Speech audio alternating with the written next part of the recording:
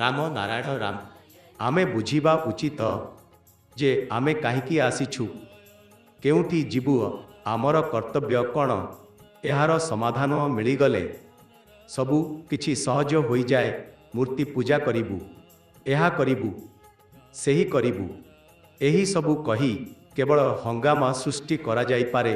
କିନ୍ତୁ ଆମେ ଜାଣିବା ଉଚିତ ଯେ ଏହି ନିୟମ ନୀତି କାହିଁକି ତିଆରି ହୋଇଛି। ଏକତା ସ୍ଥାପନ କରିବାର ଚେଷ୍ଟା କରାଯାଇଥିଲା, ଏକ ସାଙ୍ଗେ ଭୋଜନ କରିବାର ପ୍ରୟାସ ହୋଇଥିଲା, ଉଦ୍ୟୋଗ କ୍ଷେତ୍ରରେ ଉନ୍ନତି କରିବାର ପ୍ରୟାସ ହୋଇଥିଲା, ଫୁଲ ଓ ଫଳ ସହିତ ପରିଚୟ କରାଇବାର ଉଦ୍ୟମ ହୋଇଥିଲା। ସେହି ସମୟରେ ଲୋକମାନେ ଏତେ ଅଧିକ ପ୍ରକାରର ଫଳ ଜାଣୁଥିଲେ ନାହିଁ। ଦେଶଟି ଜଙ୍ଗଲରେ ଭରିଥିଲା, ବୃକ୍ଷମାନେ ଫଳରେ ପରିପୂର୍ଣ୍ଣ ଥିଲେ। ଦାଦା ଏକ ଫଳ ଖାଇ ମରିଗଲେ, କିନ୍ତୁ ସେ ତାଙ୍କର ପୁଅକୁ ଏହା ବିଷୟରେ କିଛି କହିନାହାନ୍ତି।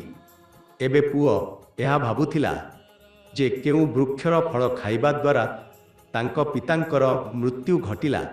କେହି ମଧ୍ୟ କୌଣସି ଫଳ ଖାଇବାର ସାହସ କରୁନଥିଲେ। ସେତିବେଳେ ଏତେ ଗ୍ରନ୍ଥ ନଥିଲା, ଏତେ ପ୍ରାର୍ଥନା ମଧ୍ୟ ନଥିଲା। ବୁଦ୍ଧିମାନ ଲୋକମାନେ ମାନବ ଭୟର ସହାରା ନେଇ ତାଙ୍କୁ ନିୟମମାନେ ମାନିବାର ପ୍ରୟାସ କରିଥିଲେ। ଏହି ଭୟରୁ ଭୟଙ୍କର ଆକାରର ମୂର୍ତ୍ତି ତିଆରି ହୋଇଥିଲା। ସମସ୍ତଙ୍କୁ କୁହାଯାଇଥିଲା ଯେ ତୁମେ ଯେଉଁଠି ଭୟ ପାଉଛ, ସେମାନେ ସେହି ଭୟର ଦେବତା, ସେମାନେ ତୁମକୁ ଭୟ ଦିଅନ୍ତି।